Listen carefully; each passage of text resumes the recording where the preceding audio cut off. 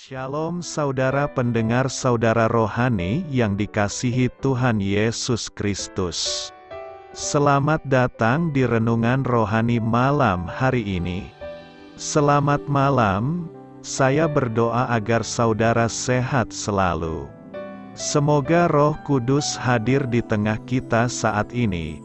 Sebelum kita mulai renungan malam ini, marilah kita bersama-sama berdoa. Bapa kami yang di surga, Bapa di dalam nama Tuhan Yesus Kristus, kami sungguh mengucap syukur, ya Tuhan, oleh karena Engkau sangat baik buat kami. Engkau ada bersama kami dan menopang hidup kami di siang hari dan di malam hari. Engkau ada bersama-sama dan menyertai kami. Tuhan, kami memuji dan bersyukur kepadamu pada malam hari ini, kami masih bisa berkumpul di rumah kami yang kecil ini. Tuhan, saat ini kami hendak mendengarkan firman-Mu. Berilah pengetahuan dan bimbinglah hamba-Mu ini agar apa yang Engkau firmankan dapat bekerja sesuai kehendak-Mu. Buat kami jemaat-Mu, bukalah hati dan pikiran kami untuk mendengar dan menerima firman-Mu. Kiranya firman-Mu ini dapat menjadi berkat bagi kami. Berbicaralah Tuhan, kami sudah siap menerima firman-Mu. Di dalam nama Tuhan Yesus Kristus kami berdoa dan mengucap syukur. Amin. Sahabat saudara rohani, pembacaan ayat emas Alkitab renungan kita malam hari ini. Nats pilihan kita adalah, serahkanlah hidupmu kepada Tuhan dan percayalah kepadanya, dan Ia akan bertindak. Tertulis dalam kitab Mazmur 37 ayat 5, kata kunci renungan pada malam ini adalah damai di tengah badai. Dan bacaan kita pada malam ini terambil dari kitab Mazmur 37 ayat 1 sampai dengan ayat 11. Dari Daud, jangan marah karena orang yang berbuat jahat, jangan iri hati kepada orang yang berbuat curang, sebab mereka segera lisut seperti rumput dan layu seperti tumbuh-tumbuhan hijau. Percayalah kepada Tuhan dan lakukanlah yang baik.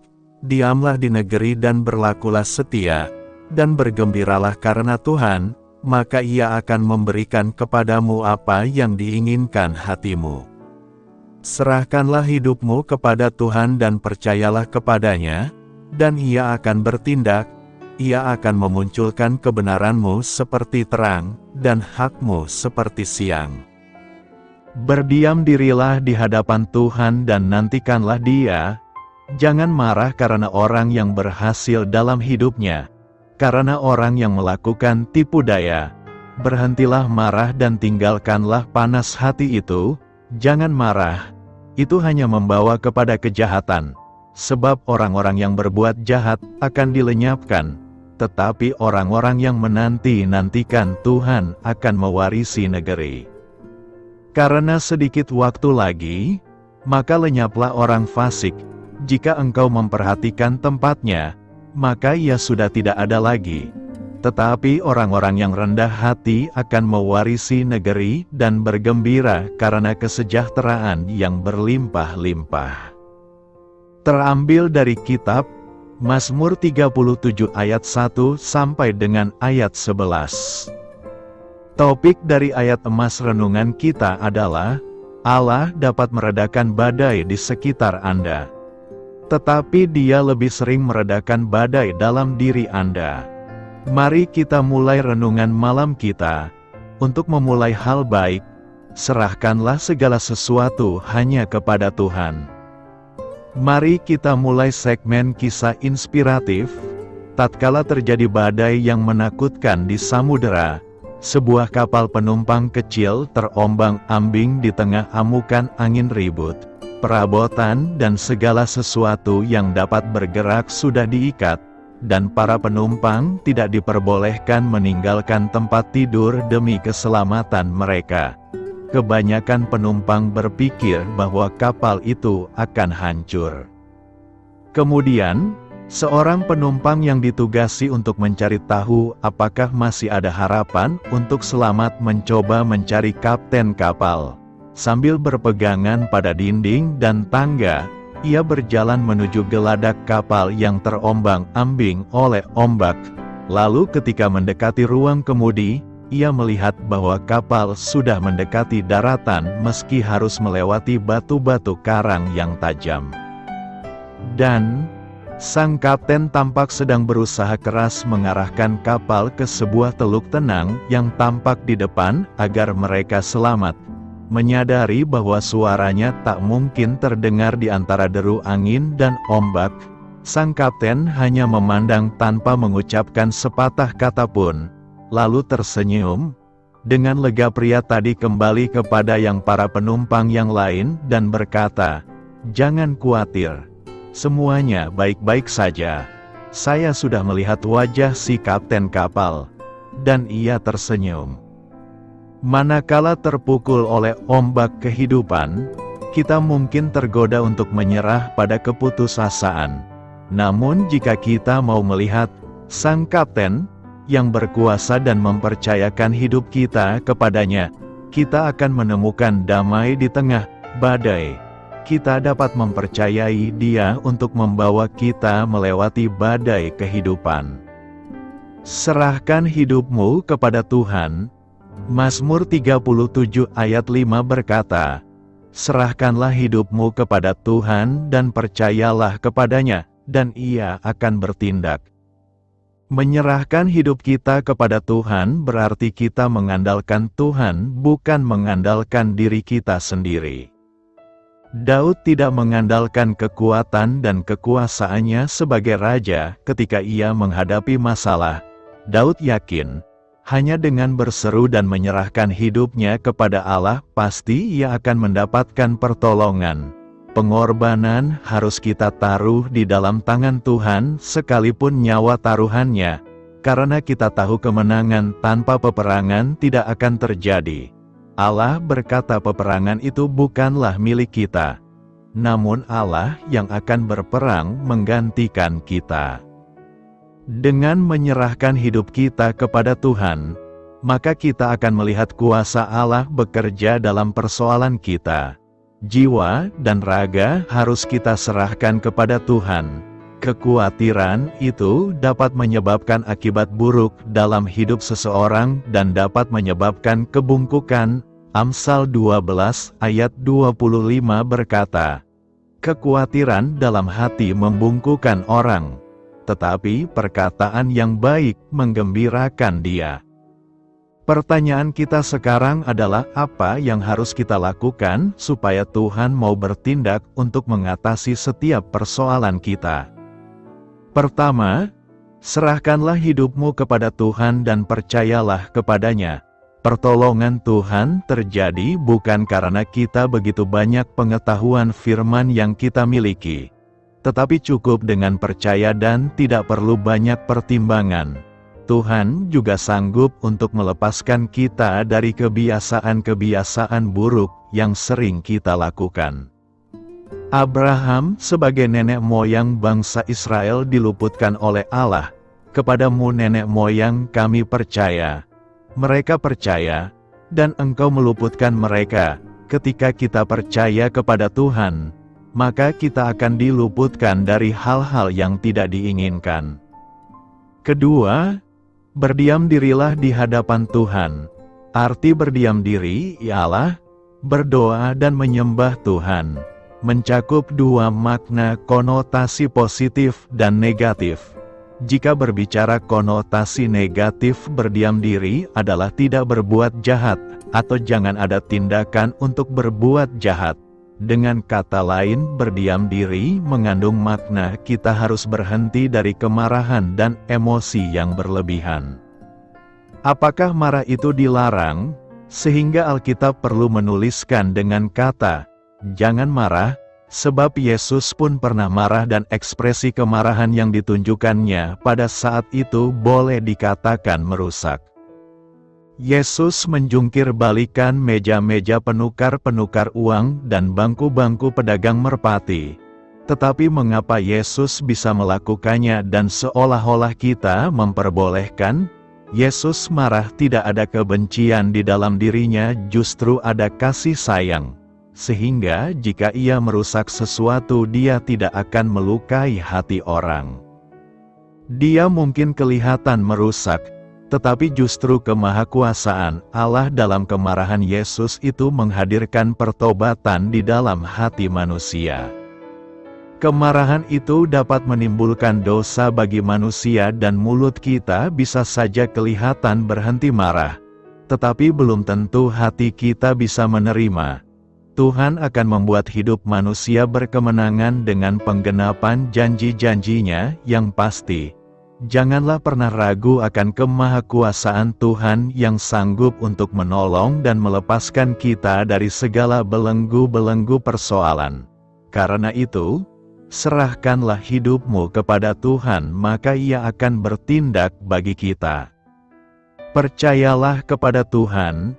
Mazmur 37 ayat 3 berkata, "Percayalah kepada Tuhan dan lakukanlah yang baik, diamlah di negeri dan berlakulah setia." Nas hari ini merupakan ajakan pemazmur bagi kita untuk percaya kepada Tuhan. Kitab Mazmur merupakan sebuah kisah pengalaman hidup yang sangat menyentuh hati kita. Mazmur bagi Luther adalah kitab yang dengan jujur menceritakan pengalaman iman dalam seluruh segi kehidupan para pemazmurnya, baik ketika mereka diberkati maupun ketika mengalami pergumulan hidup. Dalam bacaan hari ini, pemazmur membagikan refleksinya ketika berjumpa dengan orang fasik. Orang fasik adalah orang yang suka berbohong dan melakukan kecurangan. Dalam menghadapinya, pemazmur mengatakan, "Jangan marah, percayalah kepada Tuhan dan lakukanlah yang baik. Tuhan akan memunculkan kebenaran seperti terang dan hak-Mu seperti siang." Pemazmur mengajak kita untuk tidak dikuasai oleh situasi, tetapi menyerahkan pergumulan itu kepada Tuhan dan tetap melakukan bagian kita dengan baik. Ada beberapa pelajaran penting yang hendak kita renungkan dari nas hari ini untuk menghadapi kehidupan ini, yakni: pertama, percayalah kepada Tuhan. Dari sejak masa mudanya, Daud yang memulai karirnya sebagai seorang gembala kambing domba, sudah belajar untuk percaya kepada Tuhan. Karirnya terus menanjak sekalipun ia harus berperang menghadapi raksasa Goliat, orang-orang Filistin dan musuh-musuh lainnya. Dalam setiap keadaan, bahkan ketika ia sangat terjepit, Daud menguatkan kepercayaannya kepada Tuhan. Dan Daud sangat terjepit, karena rakyat mengatakan hendak melempari dia dengan batu. Seluruh rakyat itu telah pedih hati, masing-masing karena anaknya laki-laki dan perempuan, tetapi Daud menguatkan kepercayaannya kepada Tuhan, Allahnya. Daud mengajarkan untuk tetap percaya kepada Tuhan. Kepercayaan kepada Tuhan adalah soal keputusan, bukan soal perasaan. Anda yang memutuskan untuk tetap percaya kepada Tuhan atau tidak, dan hal ini tidak tergantung pada keadaan. Marilah kita belajar untuk senantiasa percaya kepada Tuhan, apapun yang terjadi. Kedua, lakukanlah yang baik. Tidak cukup hanya percaya kepada Tuhan. Ada bagian yang harus dikerjakan. Daud mengajarkan untuk tetap melakukan apa yang baik. Sementara percaya dan berharap kepada Tuhan, lakukanlah yang baik. Bekerjalah dengan baik, berkaryalah dengan baik, sedang mengharapkan kesembuhan dari Tuhan.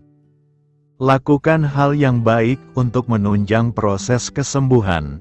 Misalnya menyeleksi makanan yang masuk ke dalam tubuh dan beristirahat dengan cukup. Sedang berdoa untuk pemulihan keluarga, lakukanlah yang baik bagi keluarga. Sediakanlah waktu yang cukup bagi keluarga. Jadilah anggota keluarga yang baik, sedang berharap bisnis berhasil. Di samping berdoa dan percaya kepada Tuhan, kerjakanlah bisnis dengan baik dan benar. Pelajarilah cara-cara untuk lebih efektif dan efisien. Kerjakanlah yang baik. Ketiga, diamlah di negeri. Pada saat menantikan pertolongan Tuhan, seringkali harus belajar, berdiam diri, dan membiarkan Tuhan bekerja sesuai dengan caranya. Seringkali caranya tidak seperti cara kita, tetap perlu melakukan pekerjaan baik, tetapi harus tetap berada pada koridor Tuhan, tidak menyimpang ke kanan atau ke kiri dan melakukannya dengan cara-cara yang tidak Ia kehendaki. Bagi kebanyakan orang, hal ini yang paling sulit. Kita terbiasa untuk segera bergerak dan mencari jalan pintas. Ratapan 3 ayat 26 berkata, adalah baik menanti dengan diam pertolongan Tuhan.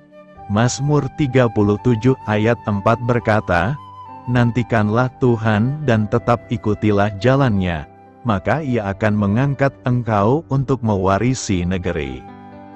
Keempat, berlakulah setia. Selanjutnya diperlukan kesetiaan. Orang yang berlaku setia dikenan Tuhan. Kesetiaan diuji dengan waktu, kesetiaan diuji dengan hambatan, batu sandungan, dan seringkali penderitaan jasmani. Pada waktu Ayub mengalami ujian, ia berkata, karena Ia tahu jalan hidupku, seandainya Ia menguji aku akan timbul seperti emas. Ujian merupakan proses pemurnian. Untuk lulus dalam ujian tersebut diperlukan kesetiaan. Belajar untuk tetap setia kepada Tuhan apapun yang sedang dialami. Apa artinya Tuhan akan mengabulkan keinginan hatimu? Mazmur 37 ayat 4 mengandung janji yang besar. Bergembiralah karena Tuhan, maka Ia akan memberikan kepadamu apa yang diinginkan hatimu. Ayat ini mengajak kita untuk memiliki hubungan yang sangat intim dengan Tuhan. Saat kita bergembira di dalam Dia, Dia akan mengabulkan keinginan hati kita. Untuk sepenuhnya menghargai janji ini, kita harus meninjau konteks langsungnya, mengungkap maknanya, dan menerapkannya dalam kehidupan kita. Mazmur 37, yang ditulis oleh Raja Daud, merupakan renungan puitis tentang kebenaran Allah dan pemenuhan janji-janjinya. Mazmur ini secara khusus membahas pergumulan yang dihadapi oleh orang benar di dunia yang didominasi oleh orang jahat. Terlepas dari pergumulan ini, Daud mendorong para pembacanya untuk percaya kepada Tuhan dan berbuat baik.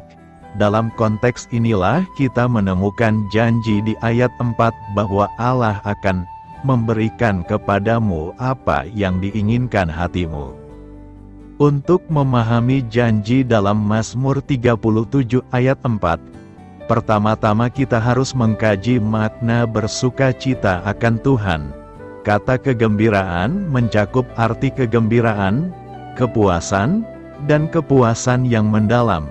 Saat kita bergembira karena Tuhan, kita mencari hadirat-Nya, merenungkan firman-Nya siang dan malam, dan menyelaraskan kehendak kita dengan kehendak-Nya. Ini melibatkan hati, pikiran, dan jiwa. Ketika kita bergembira di dalam Tuhan, kita akan mengalami perubahan radikal dalam keinginan kita. Dengan kata lain, kita tidak lagi menginginkan hal-hal yang egois dan berdosa. Sebaliknya, kita akan menginginkan buah roh, kasih, sukacita, damai sejahtera, kesabaran, kemurahan hati, kebaikan, kesetiaan, kelemah lembutan, dan pengendalian diri. Dan, ketika kita menginginkan hal yang sama seperti yang Tuhan inginkan bagi kita, permintaan kita akan dikabulkan. Janji dalam Mazmur 37 ayat 4 tidak berarti bahwa Tuhan adalah jin kosmik yang mengabulkan setiap keinginan sesaat atau permintaan egois. Sebaliknya, janji tersebut menunjukkan adanya transformasi yang pasti di dalam hati kita ketika kita semakin mendekat kepadanya. Tanggapan Allah terhadap kesukaan kita kepadanya ada dua. Pertama, Dia membentuk dan membentuk hati kita untuk menyelaraskan kehendak kita dengan kehendak-Nya. Melalui pekerjaan Roh Kudus, kita dibersihkan dari sifat mementingkan diri, kesombongan, dan keinginan yang tidak benar. Saat kita mendekat kepadanya, keinginan kita akan mulai mencerminkan keinginannya bagi kita, mencerminkan kebaikan dan kebenarannya. Kedua, Tuhan akan mengabulkan keinginan yang sesuai dengan kehendak dan kemuliaan-Nya. Ini tidak berarti bahwa setiap permintaan akan dikabulkan. Sebaliknya, keinginan hati kita akan terpenuhi dengan cara yang mencapai tujuannya bagi hidup kita. Tanggapan Allah terhadap kesukaan kita kepadanya mungkin tidak selalu sesuai dengan harapan kita, atau terjadi dengan segera. Jalannya lebih tinggi dari jalan kita, dan waktunya berada di luar pemahaman kita. Dia bahkan mungkin menggunakan penundaan atau pengalihan untuk memurnikan keinginan kita dan memperkuat iman kita kepadanya. Saat kita menantikan Tuhan menjawab permintaan kita, kita dapat percaya bahwa waktunya selalu tepat. Mazmur 37 ayat 4 mendorong kita untuk bersukacita dalam Tuhan dan menyelaraskan keinginan kita dengan kehendak-Nya yang sempurna. Saat kita memupuk hati yang menemukan sukacita, kepuasan, dan kepuasan di dalam Dia, Dia akan mengubah hasrat kita untuk mencerminkan tujuan-tujuannya. Meskipun pemenuhan keinginan kita mungkin tidak selalu sesuai dengan harapan kita, kita dapat percaya pada kesetiaan Tuhan. Dengan menerima janji dalam Mazmur 37 ayat 4, kehidupan kita menjadi ditandai dengan terpenuhinya keinginan-keinginan yang membawa kemuliaan baginya. Masa depan, Mazmur 37 ayat 37 berkata, "Perhatikanlah orang yang tulus dan lihatlah kepada orang yang jujur, sebab pada orang yang suka damai akan ada masa depan." Setiap orang pasti memiliki impian masa depan. Masa depan itu adalah masa yang masih diperjuangkan menjadi sebuah kenyataan. Itu sebab kita melakukan usaha agar kita bisa meraih masa depan itu. Setiap orang memiliki cara dan metode untuk meraih masa depan itu. Dalam nas hari ini, kita diajari oleh pemazmur bagaimana cara dan metode yang baik untuk meraih masa depan yang penuh harapan itu.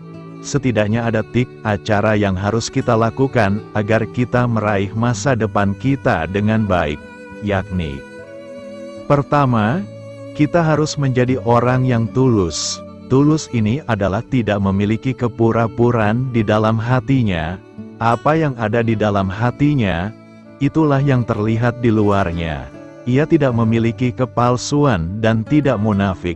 Orang seperti ini akan memiliki hidup yang lurus, tidak neko-neko, dan apa adanya.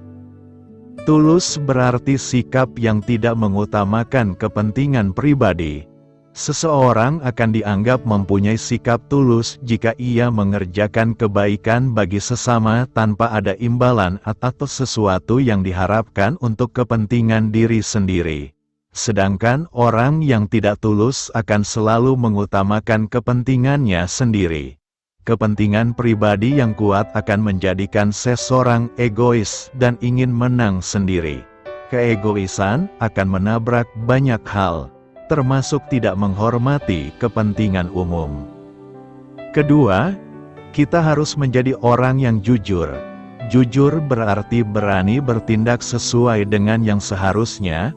Orang yang jujur tidak mungkin berbohong, karena berbohong itu dosa. Orang yang jujur tidak mungkin mengambil apa yang bukan haknya. karena itu adalah suatu hal yang salah. Orang jujur berkata ya, jika ya, dan berkata tidak jika tidak. Jujur berarti sikap terbuka, apa adanya dan berani dalam menyatakan kebenaran. Sikap ini juga sangat penting dalam usaha perdamaian. Tanpa kejujuran, orang lain tidak akan percaya. Relasi antar manusia pada umumnya didasarkan pada rasa saling percaya. Melakukan ketidakjujuran tidak perlu diajarkan. Melakukan kejujuran harus diajarkan sejak dini. Kejujuran adalah keselarasan antara hati nurani, perkataan dan perbuatan. Ketiga, kita harus menjadi orang yang suka damai. Suka damai berarti tidak mau mencari masalah dengan orang lain. Damai itu adalah ciri khas surga. Oleh karena itu salah firman Tuhan dalam ayat lain pun berkata agar sedapat mungkin kita hidup dalam perdamaian dengan semua orang. Orang percaya harus dapat hidup dalam damai dan membagikan damai itu kepada orang lain. Karena Tuhan sudah terlebih dahulu mendamaikan kita. Orang yang suka damai akan mempunyai masa depan. Perdamaian memungkinkan manusia untuk meningkatkan kualitas hidupnya dalam segala bidang. Perdamaian yang terjadi, baik di dalam keluarga, gereja maupun masyarakat, akan membuat semua orang bisa melakukan hal-hal yang positif dan berguna. Perdamaian memungkinkan orang-orang bisa saling bekerja sama mengatasi segala kesulitan untuk menciptakan hubungan manusia yang saling menguntungkan, adil dan sejahtera. Perdamaian tidak bisa terjadi begitu saja. Kita harus bekerja keras untuk mewujudkannya dan diperlukan kerjasama banyak pihak. Apalagi setiap manusia mempunyai perbedaan satu dengan yang lain. Diperlukan sebuah visi yang jelas untuk menyamakan visi tersebut dan berjalan bersama dalam perbedaan. Akan tetapi jika kita tidak mau masa depan kita cerah, dan justru mau memiliki madesu alias masa depan suram, maka jadilah orang-orang yang durhaka dan fasik. Orang durhaka pada prinsipnya adalah orang yang tidak tahu balas budi. Sudah ditolong tetapi malah tidak menghargai orang yang ditolong. Sudah diselamatkan tetapi malah tidak menghargai Tuhan yang telah menyelamatkannya. Sedangkan orang fasik secara sederhana dapat dikatakan sebagai orang yang tidak mau percaya dan tidak mau taat dengan Tuhan. Mereka lebih percaya kepada diri mereka sendiri daripada percaya kepada Tuhan. Orang-orang seperti ini tidak akan mendapatkan masa depan, tidak hanya masa depan di dunia ini, tetapi juga mereka tidak mendapatkan masa depan di dalam kekekalan. Mereka akan dilenyapkan selama-lamanya di dalam siksaan neraka yang kekal. Pilihan ada di tangan kita. Mana yang kita pilih? Masa depan yang cerah atau masa depan yang suram? Ingat bahwa Tuhan kita adalah Tuhan yang empunya masa depan. Ia ingin agar anak-anaknya mendapatkan masa depan yang penuh harapan. Karena itu, mari kita menjadi orang-orang yang tulus, jujur, dan suka damai. Hidup sesuai kehendak Tuhan. Ada janji Tuhan bagi yang senantiasa setia melakukan kehendak-Nya. Memperdalam akar iman. Percayalah kepada Tuhan dan lakukanlah yang baik, diamlah di negeri dan berlakulah setia, dan bergembiralah karena Tuhan, maka Ia akan memberikan kepadamu apa yang diinginkan hatimu. Mazmur 37 berbeda dengan Mazmur yang lain. Kalau umumnya Mazmur berisi pujian dan doa, Mazmur 37 berbicara tentang pengajaran. Bagaimana seorang harus bersikap di tengah dunia yang seakan-akan tidak adil, di mana hidup orang fasik seakan-akan lebih baik dari hidup orang benar. Sehingga orang benar dituntut untuk bisa bersikap dengan benar dalam menilai apa yang nampaknya seakan ada ketidakadilan. Ayat 1 berkata, janganlah marah, Jangan iri hati. Kenapa ada perkataan ini? Karena kalau kita membaca ayat-ayat selanjutnya, tersirat bahwa orang fasik, orang yang berbuat curang itu kelihatannya kehidupannya lebih baik daripada orang benar. Pemazmur menasehati kita bahwa jangan marah dan jangan iri hati. Pada saat kita melihat kehidupan orang lain lebih baik dari hidup kita, jangan iri hati meskipun kesuksesan yang mereka peroleh mungkin dengan cara-cara yang tidak benar atau curang. Jangan pusing dengan hidup orang lain, kalau sekarang istilah kerennya adalah jangan kepo. Lakukan yang baik. Artinya bahwa kita tetap melakukan apa yang menjadi kewajiban kita, jangan menghabiskan energi kita untuk mengurusi kehidupan orang lain. Serahkanlah hidupmu kepada Tuhan. Artinya biarkan Tuhan yang mengambil kendali dalam kehidupan kita. Karena ada janji Tuhan, Ia akan memunculkan kebenaranmu seperti terang dan hakmu seperti siang.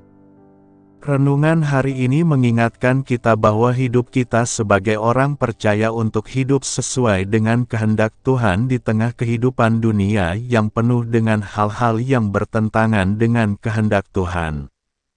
Jangan kepo dengan orang lain, tapi hiduplah takut akan Tuhan, membangun hubungan intim dengan Tuhan, dan yakinlah bahwa ada janji Tuhan buat setiap kita yang senantiasa setia melakukan kehendak Tuhan. Saya akan mengajarkan pesan ekspositori dari Mazmur 37 ayat 1-11 berjudul, Ketika Anda Marah. Saya ingin membaca ayat 1-2 dari Mazmur 37 untuk memulainya. Pemazmurnya adalah Daud, dan dia berkata, "Jangan khawatir karena orang yang berbuat jahat, dan jangan iri hati terhadap orang yang melakukan kejahatan." Kemudian dia memberi kita alasannya, sebab mereka akan segera ditebang seperti rumput, dan layu seperti tanaman hijau, atau tanaman hijau. Kita akan segera mempelajari Mazmur 73, yang merupakan mazmur klasik mengenai topik yang sama. Ini adalah Mazmur Asaf, di mana dia mengatakan bahwa, "Aku melihat sekeliling pada orang-orang fasik, melihat mereka makmur dan mulai merasa iri. Saya hampir terpeleset dan tersandung." Seringkali kita, sebagai orang beriman, diperlakukan tidak adil. Ada yang berbuat salah atau sangat menyakiti kita. Ada bahaya yang bisa kita alami, menjadi marah dan melupakan Tuhan dalam segala hal. Mungkin Anda sedang bergumul dengan amarah karena luka dalam pernikahan atau hubungan Anda, atau mungkin karena pekerjaan Anda diremehkan dan diabaikan demi promosi, atau mungkin Anda hanya melihat lanskap politik di sekitar kita saat ini di Amerika, dan seperti banyak orang lainnya, Anda menjadi marah. Jadi jika Anda pernah bergumul dengan amarah, atau tergoda untuk marah, Mazmur 37 cocok untuk Anda. Mazmur 37 merupakan Mazmur Daud. Kita tahu dialah yang menulis Mazmur itu, dan kita tahu kapan dia menulis Mazmur itu. Ayat 25 mengatakan, "Dahulu aku muda, sekarang sudah tua, namun aku belum pernah melihat orang benar ditinggalkan, dan keturunannya tidak meminta-minta roti." Jadi, Daud sekarang berada di usia lanjutnya, dan banyak orang merasa bahwa hal itu terjadi sebelum dia menyerahkan kerajaan kepada putranya, Salomo. Daud memberikan kata-kata hikmah dalam Mazmur ini. Mazmur 37 telah diklasifikasikan sebagai Mazmur hikmat. Ini juga dikenal sebagai Mazmur akrostik. Artinya setiap ayat ketiga dimulai dengan huruf berbeda dalam alfabet Ibrani. Hal itu dilakukan agar seseorang dapat menghafal Mazmur tersebut.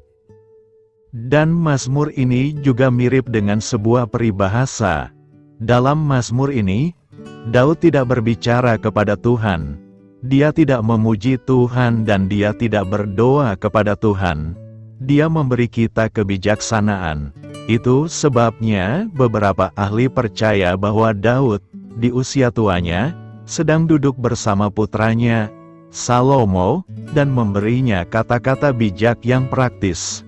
Ketika dia menemukan kesulitan dalam hidupnya, dia memberinya langkah-langkah untuk mengambil cara merespons ketidakadilan atau kesulitan itu. Saya menyamakan Mazmur 37 dengan pertemuan dengan Daud di kedai kopi favorit Anda. Anda sedang duduk di teras dan berbicara di seberang meja sambil memegang kopi favorit Anda. Anda mendapatkan kata-kata bijak dari abdi Tuhan. Saat kita membaca Mazmur ini, kita akan belajar apa yang tidak boleh dilakukan dan apa yang harus dilakukan.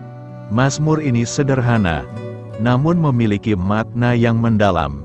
Ada beberapa ayat terkenal yang terkadang kita lewatkan sebagai ayat penting, karena ayat-ayat tersebut sangat terkenal dan umum bagi kita. Jadi dalam Mazmur ini, Daud memberitahu kita apa yang harus kita lakukan saat kita marah. Tapi pertama-tama, kita cari tahu apa yang tidak boleh kita lakukan ketika kita tergoda untuk marah, di ayat 1-2. Daud berkata, "Jangan marah karena orang yang berbuat jahat, dan jangan iri hati terhadap orang yang melakukan kejahatan. Karena mereka akan segera ditebang seperti rumput, dan layu seperti tanaman hijau." Inilah langkah pertama yang harus diambil ketika Anda tergoda untuk marah. Jangan marah, itu cukup sederhana. Saat Anda marah, berhentilah marah. Namun ketika Anda sedang marah dan seseorang berkata, "Jangan marah," itu hanya membuatmu semakin marah. Saya tidak suka mendengar seseorang menyuruh saya untuk tenang ketika saya tidak tenang. Itu hanya membuatku semakin marah. Doakan saya. Jadi Mazmur ini benar-benar menyentuh hati saya. Jangan marah. Kata resah dalam ayat 1 secara harafiah dalam bahasa Ibrani berarti berkobar atau menjadi panas. Pernahkah Anda melihat seseorang yang begitu marah sampai-sampai dia bersemangat, wajahnya memerah, urat-urat di lehernya menonjol, dan seluruh tubuhnya menjadi tegang, wajah mereka benar-benar memerah? Beberapa orang menerjemahkannya, "Jangan khawatir." Namun ini lebih dari sekedar khawatir. Itu kemarahan atau menjadi marah. Kemarahan telah meningkat ke titik di mana kita panas, kita mulai berkobar atau menjadi panas. Daud juga memberi kita alasan mengapa kita tidak boleh marah. Ayat 1 mengatakan, "Karena orang-orang yang berbuat jahat." Jadi salah satu alasan kita marah adalah karena orang berbuat jahat, tapi mereka tidak membayarnya dan tidak pernah dihukum. Salah satu bidang umum dalam budaya kita saat ini adalah politik. Kenapa aku menonton hal itu? Perdebatan antara kaum liberal dan konservatif. Kita hanya perlu sedikit tenang. Semua orang menjadi sangat tegang, dan Anda melihat orang-orang jahat yang tampaknya tidak mau membayar dosa-dosa mereka. Tampaknya ini sangat tidak adil dan tidak benar. Jadi di ayat 1 Daud berkata, "Jangan marah karena orang yang berbuat jahat. Jangan kesal dan marah pada mereka." Hal kedua yang Daud perintahkan untuk tidak kita lakukan adalah, jangan merasa iri. Ayat 1 mengatakan, "Janganlah kamu iri terhadap orang-orang yang melakukan kejahatan." Mazmur 73 hanya membahas hal itu. Asaf iri terhadap kemakmuran orang fasik, namun ia adalah orang benar yang sangat menderita. Namun iri terhadap orang jahat adalah tindakan yang sangat bodoh. Alkitab mengibaratkannya seperti anak sapi gemuk yang digemukkan untuk disembelih. Saya sering bertanya-tanya bagaimana jadinya jika Anda bisa membayangkan seekor anak sapi. Petani datang dan mengambil seekor, menaruhnya di padang rumputnya sendiri, memberinya makanan tambahan, perawatan, dan perhatian. Sapi-sapi lainnya melihat melalui pagar dan berpikir, itu tidak adil. Mengapa anak sapi itu mendapat semua makanan tambahan? Lihat betapa gemuknya dia, itulah rahasianya. Anak sapi itu sedang menuju barbeque. Jangan iri pada anak sapi itu. Dalam Mazmur 73, Asaf berkata, anak sapi gemuk ini mempunyai lebih dari apa yang mereka inginkan. Mata mereka menonjol karena kegemukan. Jadi orang fasik itu seperti anak sapi yang gemuk. Jangan iri. Mereka sedang dalam perjalanan ke pesta barbeque. Itu sebabnya mereka digemukkan. Seringkali seperti itulah orang jahat. Ketiga, yang tidak boleh kita lakukan adalah membalas dendam. Jangan marah, jangan iri dan jangan balas dendam. Jangan iri pada orang jahat, mendapatkan perspektif abadi. Ayat 8 adalah semacam ringkasan dari 7 ayat pertama. Dikatakan, berhentilah marah, dan tinggalkan murka, jangan khawatir, itu hanya menyebabkan kerugian. Jadi di ayat 8, Daud menyuruh mereka melakukan dua hal, meninggalkan amarah dan tidak melakukan kejahatan. Apa yang ingin kita lakukan ketika seseorang berbuat salah atau menyakiti kita atau berlaku tidak adil terhadap kita adalah kita ingin membalasnya. Kami menginginkan mata ganti mata. Tidak, kami menginginkan lebih dari itu. Kami ingin dua mata untuk satu mata. Kamu mencabut gigiku, aku akan mencabut semua gigimu.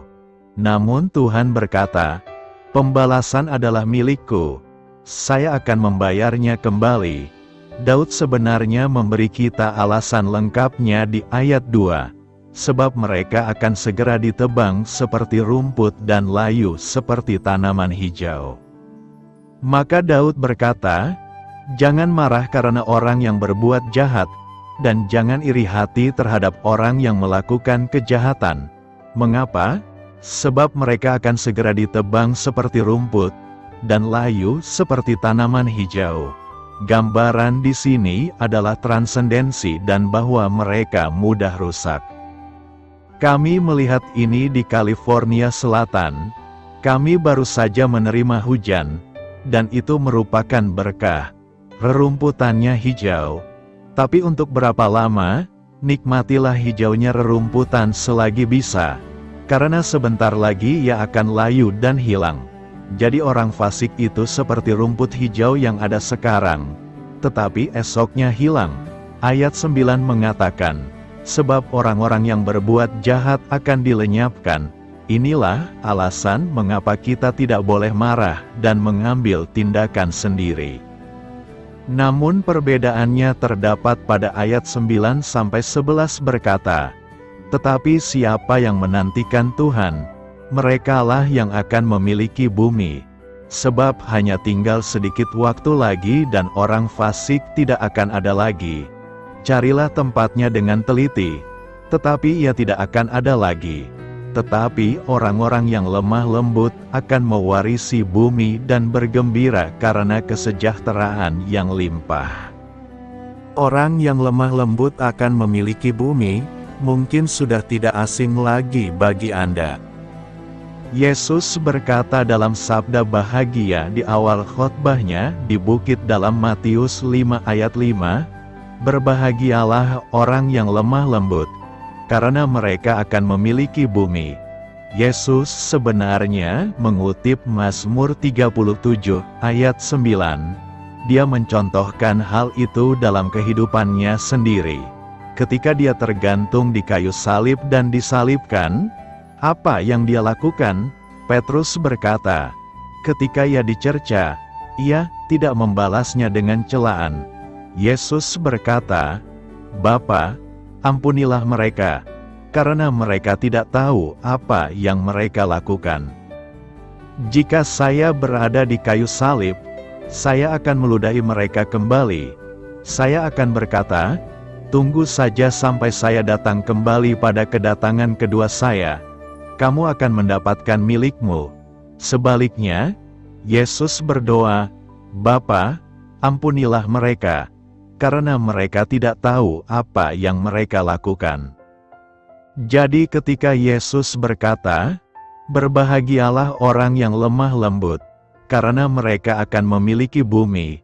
Dia mencontohkan hal itu dalam kehidupannya. Dia dicerca, namun dia tidak membalasnya, dan dia tunduk pada rencana dan tujuan Allah. Itulah yang perlu kita lakukan. Saya yakin Mazmur 37 menggambarkan pria atau wanita yang lemah lembut. Apa sebenarnya arti menjadi lemah lembut? Bagaimana hal itu diterapkan dalam kehidupan kita sehari-hari? Mazmur 37 memberitahu kita apa artinya menjadi lemah lembut. Kedua, kita beralih ke ayat 3-7, yang memberitahu kita apa yang harus kita lakukan. Bagian pertama menyuruh kita untuk tidak marah, jangan iri dan jangan balas dendam. Ayat 3-7 mengatakan, percayalah kepada Tuhan dan berbuat baik, diamlah di negeri ini dan makanlah kesetiaannya. Bergembiralah juga karena Tuhan, maka Dia akan mengabulkan keinginan hatimu. Serahkan perjalananmu kepada Tuhan, percayalah juga kepadanya, dan Dia akan mewujudkannya.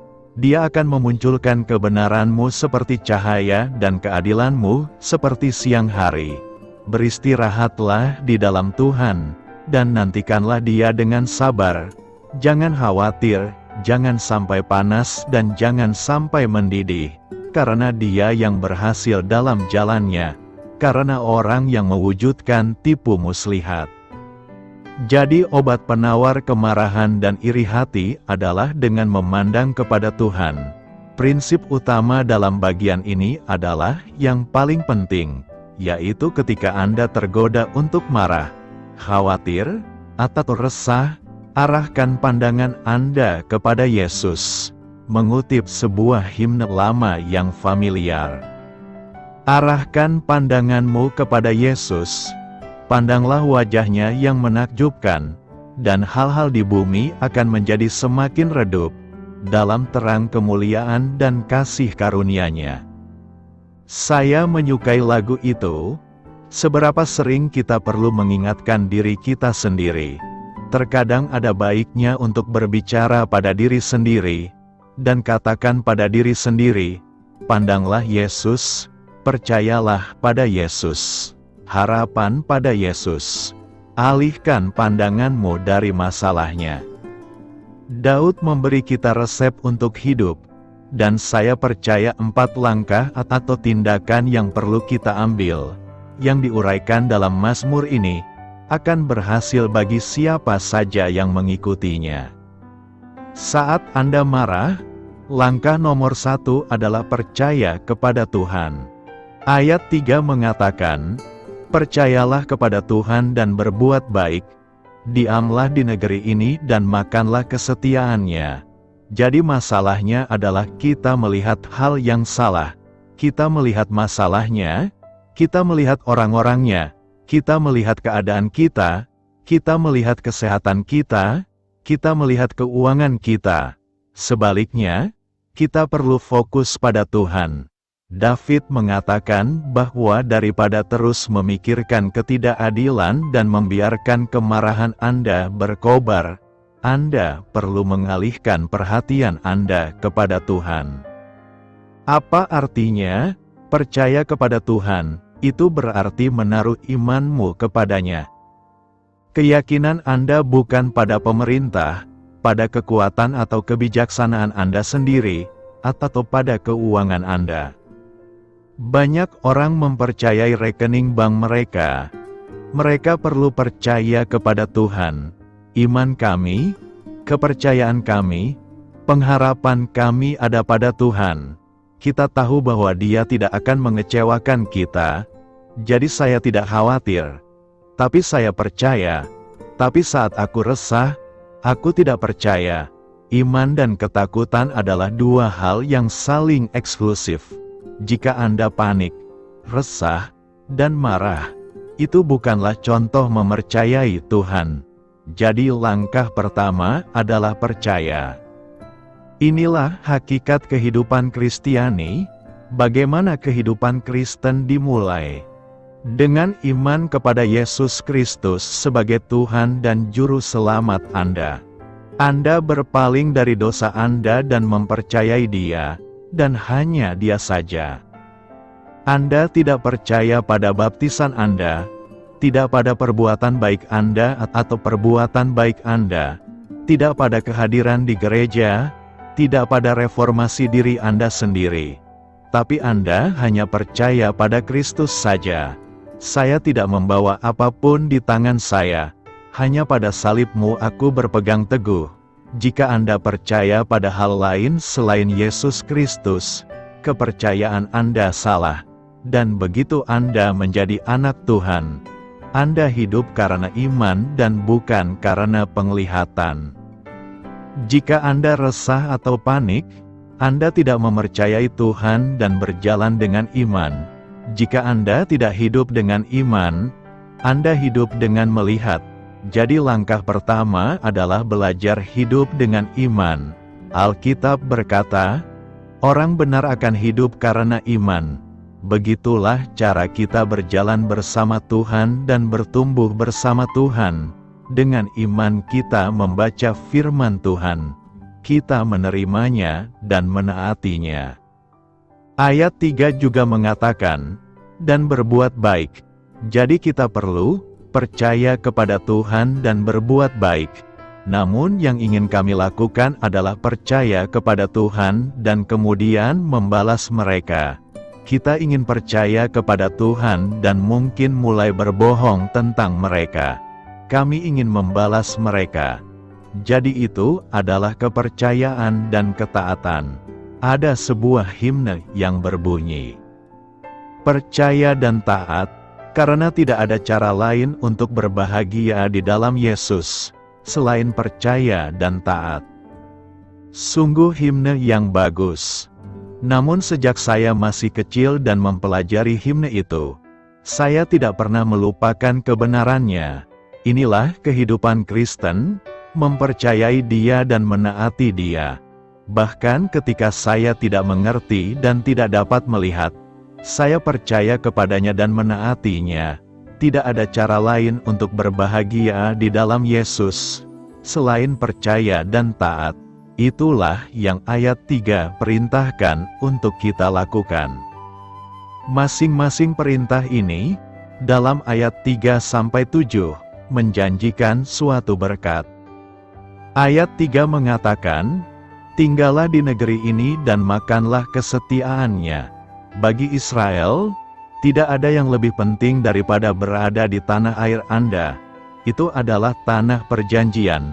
Itulah negeri yang berlimpah susu dan madu. Itulah nikmat Tuhan. Nikmat Tuhan melekat pada tanah dan janji tanah itu.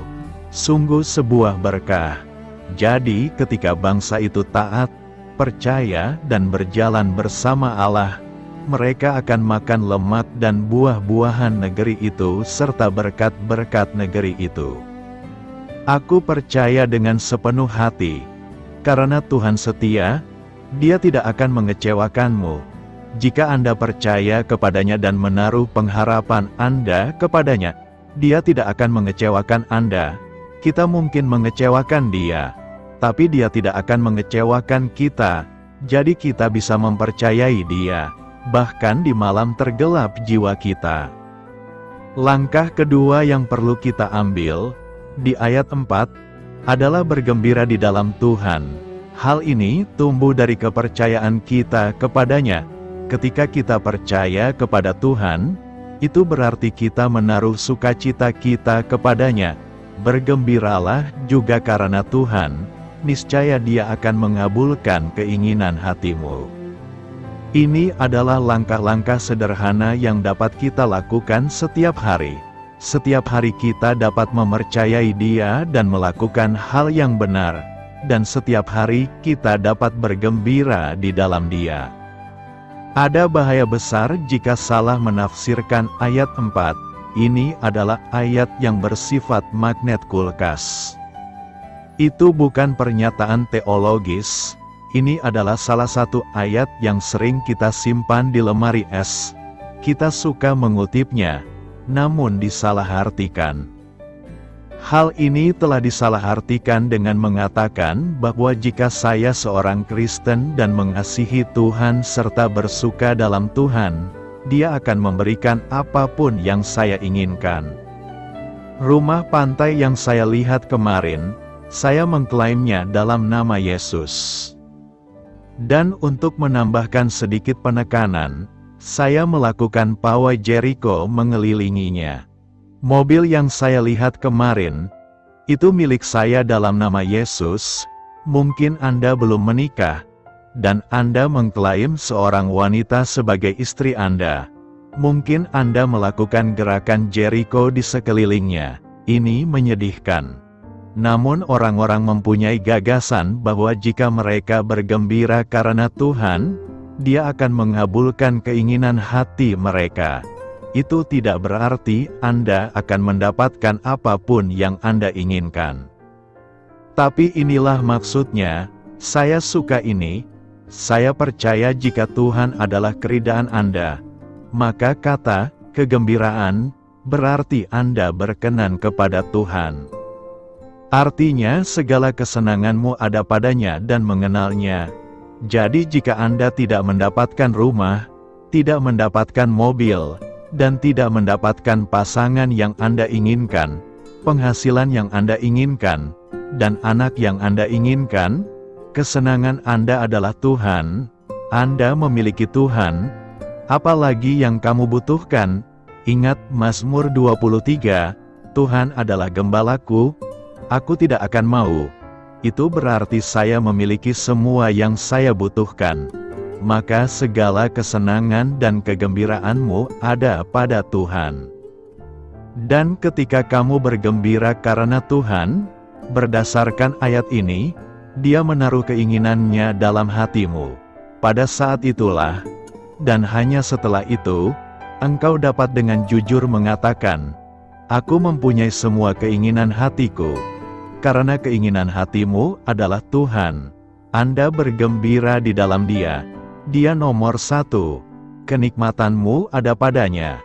Ketika kamu bergembira karena Tuhan, Dia akan mengabulkan keinginan-keinginannya. Saya percaya ini adalah salah satu cara terbaik untuk menemukan kehendak Tuhan dalam hidup Anda. Bukan dengan melihat sekeliling dan melakukan apa yang Anda inginkan, namun dengan bergembira di dalam Tuhan, Dia menempatkan keinginannya di hati Anda, dan kemudian Dia memenuhinya dalam hidup Anda. Kadang-kadang saya mengatakan kepada orang-orang muda bahwa jika mereka mengasihi Tuhan dengan segenap hati, jiwa, kekuatan dan pikiran mereka, maka mereka dapat melakukan apapun yang mereka inginkan. Karena apa yang ingin Anda lakukan adalah apa yang Dia ingin Anda lakukan. Mereka akan berada dalam kehendak Tuhan. Jika Anda mengasihi Tuhan, Anda tidak akan ingin berada di luar kehendak-Nya. Anda tidak akan mau melakukan apapun yang tidak sesuai dengan tujuan dan rencananya dalam hidup Anda. Jadi disinilah permulaannya.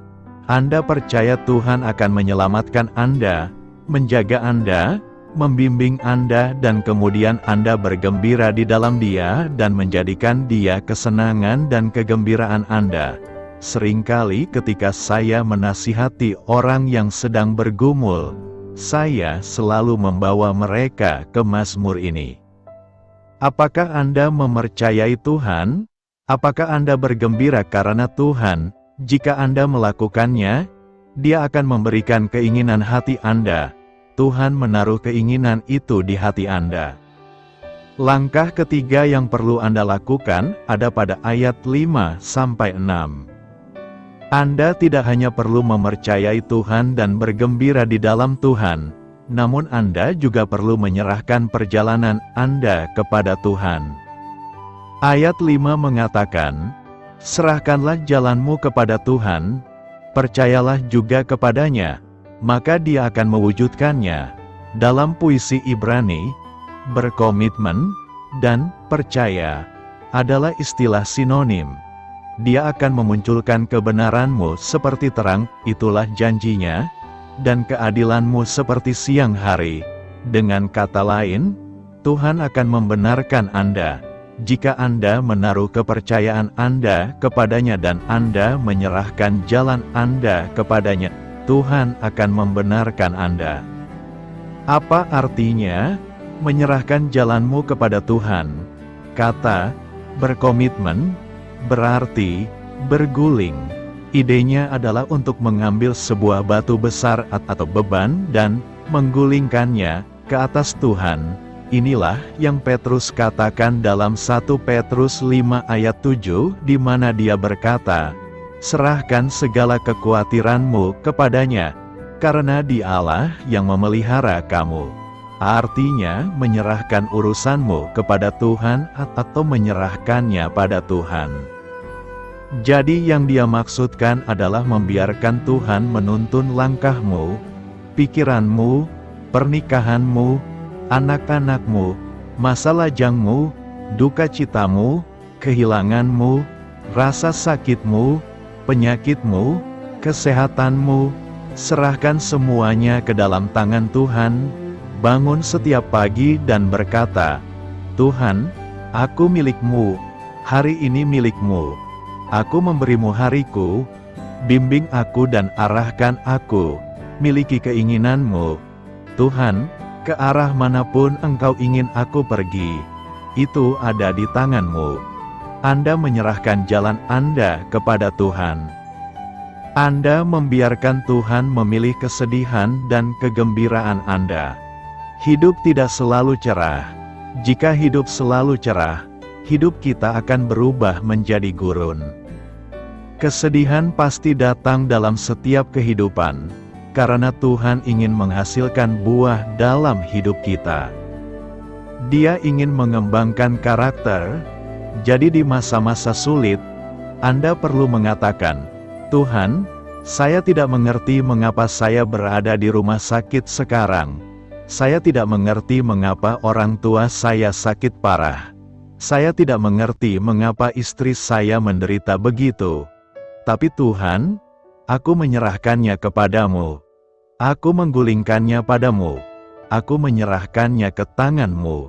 Serahkan semua kesedihan dan kegembiraan Anda kepada Tuhan, dan kemudian biarkan Tuhan membuktikan kebenaran Anda. Saya menyukai ayat 6 yang mengatakan, "Dialah yang akan memunculkan kebenaranmu seperti cahaya dan keadilanmu seperti siang hari." Tuhan berjanji untuk membenarkan Anda, jika Anda mau percaya kepadanya, dan biarkan Tuhan memberkati Anda dalam pekerjaan dan pelayanan Anda. Kemanapun Tuhan memanggil Anda untuk pergi, serahkan saja kepadanya, dan Dia akan memimpin dan membimbing Anda. Jadi dengan percaya kepadanya, Dia akan mewujudkannya. Ayat 5, "Dan Dia akan menjadikan kebenaranmu seperti cahaya dan keadilanmu seperti siang hari." Saya percaya ini adalah persamaan yang indah dengan apa yang Yesus ajarkan dalam Matius 6 ayat 33, di mana Dia berkata, "Tetapi carilah dahulu kerajaan Allah dan kebenarannya, dan semua hal ini, apa yang kita makan atau minum, atau ketika kita tidur, akan ditambahkan kepadamu." Semua hal lain dalam hidup ini, Dia akan menambahkannya kepada Anda. Sungguh rumusan yang luar biasa tentang cara hidup. Carilah Tuhan dengan segenap hati, jiwa, kekuatan dan pikiran, dan Tuhan akan mengurus segalanya. Tuhan akan membimbingmu, menuntunmu, dan Dia akan menyediakan kebutuhanmu. Carilah dahulu kerajaan Allah. Langkah keempat dan terakhir yang perlu kita ambil adalah bersandar pada Tuhan, ayat 7.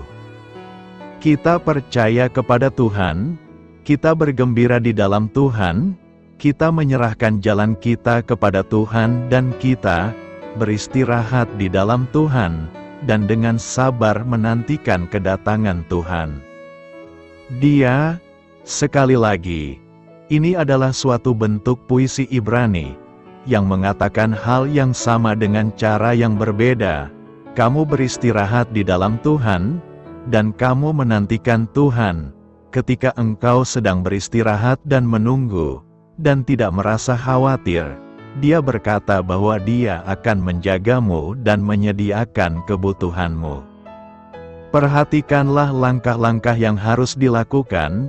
Kita mulai dengan rasa percaya, bergerak menuju kesenangan, bergerak kemudian berkomitmen, dan diakhiri dengan beristirahat dan menunggu dengan sabar. Salah satu rahasia kehidupan Kristen dan sukses dalam kehidupan Kristen adalah belajar menantikan Tuhan. Kita tidak berlari di depannya, dan kita tidak tertinggal di belakangnya. Namun kita membiarkan Dia memimpin kita. Belajar menunggu berarti memandang kepadanya dan percaya kepadanya serta berharap kepadanya. Martin Luther, reformis Protestan yang hebat, menerjemahkan pernyataan ini sebagai, diamlah terhadap Tuhan, biarkan Dia memelukmu dan membentukmu, biarkan Dia memelukmu dan membentukmu. Corrie ten Boom pernah berkata, jangan bergumul dengan Tuhan, bersandar pada Tuhan. Aku suka itu. Seringkali kita menolak dan melawan Dia, bukannya membiarkan Dia memeluk kita, membentuk kita, dan menjadikan kita seperti apa yang Dia kehendaki. Jadi, jangan balas dendam dengan tanganmu sendiri, jangan membalas, jangan marah, beristirahatlah saja di dalam Tuhan dan tunggulah Tuhan. Tuhan mempunyai waktu yang tepat untuk segala sesuatu dalam hidup Anda. Tak satu pun dari kita suka mengendarai mobil dengan pengemudi di kursi belakang. Itu salah satu hal yang bisa membuat Anda marah, yaitu mencari. Aku lebih memilih mengalami kecelakaan daripada ada orang yang membuatku takut setengah mati dan aku mati karena serangan jantung. Saya pikir ada truk raksasa mendatangi saya, dan saya tidak melihatnya. Ada tupai di pohon sebelah sana. Benar-benar, suatu hari kami berada di Hawaii, dan putra saya yang berusia 28 tahun sedang membawa senapan bersama saya. Saya ingat ketika dia berumur 4 tahun, ketika dia berkendara bersama saya, dia bahkan tidak bisa melihat keluar mobil. Dia tidak tahu kemana tujuan kami, dia tidak tahu bagaimana menuju ke sana. Dia hanya menikmati kebersamaan dengan ayah. Kaki kecilnya bahkan tidak bisa menyentuh lantai mobil, dan dia tidak bisa melihat ke arah dashboard. Tapi dia bersama ayahnya, dia tidak pernah berkata, "Awas, ayah." Dia tidak pernah berkata, "Ayah, saya sungguh khawatir. Apakah kamu tahu kemana kita akan pergi? Apakah kamu tahu jalannya?" Dia hanya berkata, "Hei, ini luar biasa. Aku sedang berlayar dengan ayahku." Tapi tidak sekarang, ketika dia sudah besar. Dalam perjalanan ini, anak saya memberitahu saya cara mengemudi, dan dia panik. Itu seperti, "Bung, tenanglah." Menurutnya ayah tidak melihat atau tidak tahu cara mengemudi atau tahu di mana arah sebaliknya. Dia adalah pengemudi kursi belakang. Kami melakukan itu dengan Tuhan. Tuhan, awas, mencari Tuhan, tidakkah engkau melihatnya? Tuhan, bukankah menurutmu sebaiknya engkau melambat sekarang? Tuhan, engkau harusnya belok kiri. Di sini, meringankan. Dia punya kemudi. Dia memegang kendali. Biarkan saja dia mengemudi. Beristirahatlah saja di dalam dia. Nikmati saja waktumu bersama Tuhan. Dia tahu kemana harus berpaling, kapan harus berhenti. Dia tahu semua bahayanya. Biarkan Dia yang mengambil alih kemudi. Biarkan Dia membimbing dan mengarahkan serta memimpin hidup Anda. Saya pikir Anda dapat meringkas Mazmur 37 dengan perkataan Nabi Yesaya dalam pasal 40. Ayat 31 berkata, "Orang-orang yang menantikan Tuhan mendapat kekuatan baru. Mereka akan terbang dengan sayap seperti Raja Wali. Mereka akan berlari dan tidak menjadi letih. Mereka akan berjalan dan tidak menjadi letih." Bukankah itu bagus? Ketika Nabi Yesaya mengatakan bahwa mereka akan memperbaharui kekuatan mereka, itu berarti pertukaran. Ini seperti mengambil baterai yang mati. Anda tidak ingin baterai diisi ulang, Anda ingin baterai baru. Jika aki di mobil Anda rusak, Anda harus membeli aki baru. Anda tidak dapat terus-menerus mengisi dayanya, karena baterai tersebut tidak lagi dapat diisi dayanya. Jadi artinya adalah ketika Anda menantikan Tuhan, Dia memberi Anda hati yang baru, kekuatan yang baru. Dia memberimu sayap Raja Wali, supaya kamu terbang seperti Raja Wali dan berlari, tidak menjadi letih, berjalan dan tidak pingsan. Jadi langkah yang perlu Anda lakukan adalah nomor 1, percaya kepada Tuhan. Nomor 2, bergembira karena Tuhan. Nomor 3, serahkan jalanmu kepada Tuhan. Dan nomor 4, beristirahatlah di dalam Tuhan dan tunggulah Dia dengan sabar. Beritakanlah Injil kepada segala makhluk, hormatilah semua orang. Selamat beristirahat malam dalam kasih setia Tuhan. Doa saya menyertai saudara sekalian. Mari bertumbuh dalam iman bersama saudara rohani. Saya memberkati Anda agar sewaktu Anda mencarinya dari Dia, Bapa Surgawi Anda akan memberikan bagi Anda roti harian Anda. Dalam nama Yesus Kristus, Tuhan yang berkuasa atas alam semesta dan menuntun kita kepada iman yang menyelamatkan, Tuhan Yesus menyertai senantiasa. Terima kasih sudah berkenan mendengarkan renungan malam saudara rohani. Tuhan memberkati. Amin.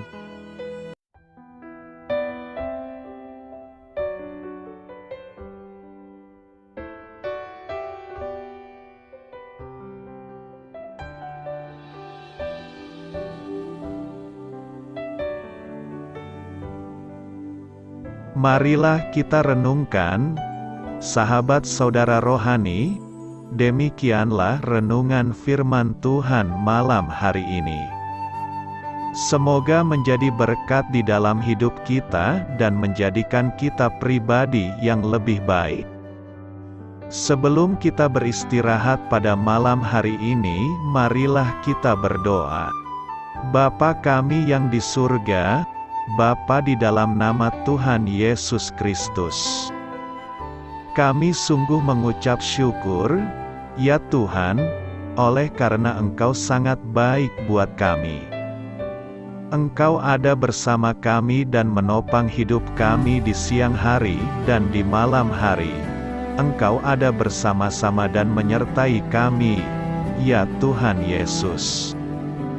Kami mengucap syukur untuk firman-Mu, ya Tuhan, yang memberikan kami kekuatan dan menyadarkan kami bahwa kami tidak perlu takut dengan gelap dan malam. Sebab Tuhan, Engkau ada bersama kami. Engkau melindungi kami dan menjadi perisai bagi kami hamba-Mu berdoa saat ini. Tuhan, untuk setiap pendengar renungan ini yang mengalami ketakutan, kecemasan, kegelisahan, pada situasi gelap dan malam hari di dalam nama Tuhan Yesus Kristus. Kuasa Tuhan melepaskan mereka dari segala ikatan roh-roh ketakutan yang mengikat mereka saat ini. Tuhan melepaskan setiap anak-anak-Mu dari segala rasa takut dan kecemasan. Di dalam nama Tuhan Yesus segala kuasa-kuasa roh jahat, kuasa setan iblis yang mengganggu anak-anak-Mu, ya Tuhan, tolong hancurkan dan halaukan dengan kuasa-Mu. Dalam nama Tuhan Yesus Kristus, berkati setiap kami anak-anak-Mu, ya Tuhan, dan lindungilah kami aman di dalam Engkau. Ya Tuhan, penuhilah setiap hati kami dengan keberanian, damai sejahtera, dan sukacita serta ketenangan yang dari Tuhan. Berkati kami di malam hari ini, saat kami tidur dan beristirahat.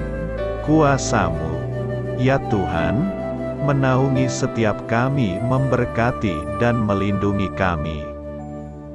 Bangunkanlah kami kembali besok pagi dengan kekuatan yang baru, tubuh yang sehat diberkati Tuhan, dan berkat-berkat yang baru Tuhan sediakan bagi kami.